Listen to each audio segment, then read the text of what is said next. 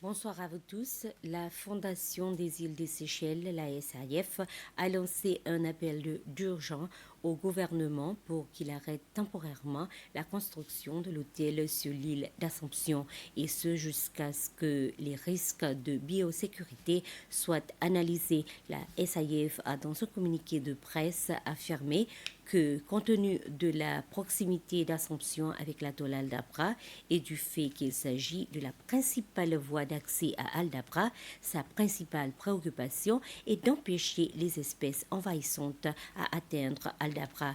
La SAIF déclare que cet appel à l'arrêt temporaire de la construction est urgent. Reportage. La SAF déclare qu'en principe, elle n'est pas contre le développement d'Assomption car elle reconnaît que cela peut apporter des avantages économiques et de conservation aux Seychelles. Mais elle dit qu'elle est contre un développement accéléré et où il n'y a pas de mesures strictes pour protéger la biodiversité d'Aldabra et d'Assomption. La SAF a souligné que ce développement de sa forme actuelle présente des risques inacceptables pour la biodiversité d'Aldabra. La Fondation estime qu'il est très important de mettre en œuvre des mesures de biosécurité qui empêchent l'introduction d'espèces exotiques envahissantes à Aldabra et à Assomption également, et cela compte tenu de l'impact dévastateur que cela peut entraîner.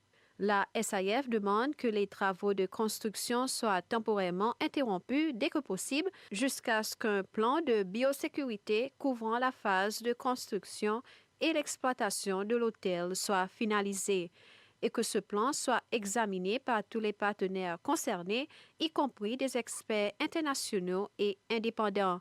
La SAF recommande également une analyse détaillée de la biodiversité d'Assomption.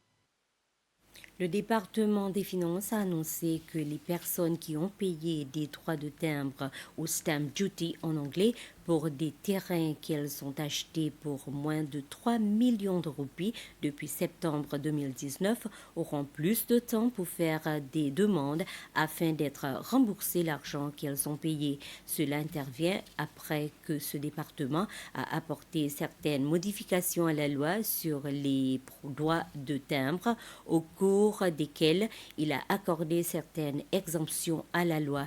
Ces exemptions ont été publiées dans le journal officiel daté du 29 juillet.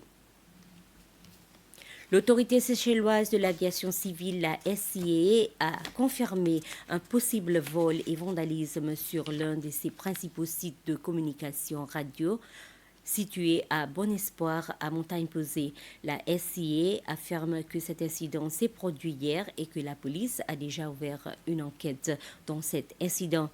Cette autorité a rassuré le public que toutes les opérations de vol se poursuivent normalement et que toutes les mesures nécessaires sont déjà en place pour garantir le maintien de la sécurité et de sûreté de ces opérations.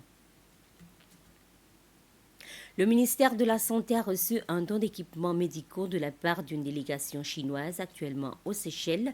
Le matériel comprend des moniteurs, des oxymètres de pouls, des machines d'acupuncture ainsi que du matériel chirurgical. Ils ont évalué à près de 37 000 dollars américains et les membres de l'équipe chinoise ont présenté l'équipement au chef par intérim de l'Agence de soins de santé, et ce don reflète la profonde amitié entre la Chine et les Seychelles ainsi que l'engagement commun à améliorer le niveau de la santé générale du pays. Et pour clore, les membres de l'équipage à bord du navire de guerre britannique HMS Lancaster ont entrepris aujourd'hui des activités de nettoyage sur la plage d'Anse-Nordé. Ils ont également participé à d'autres activités de nettoyage au foyer de personnes âgées à Plaisance. Ces activités comprenaient celles de coupure d'herbes, des travaux de peinture ainsi que le jardinage. Les activités de nettoyage faisaient partie de la visite de HMS Lancaster aux Seychelles, et le navire de guerre est arrivé aux Seychelles hier et restera dans le pays jusqu'à demain midi. Nous sommes arrivés à la fin de ce flash d'information. Excellente soirée sur la SBC.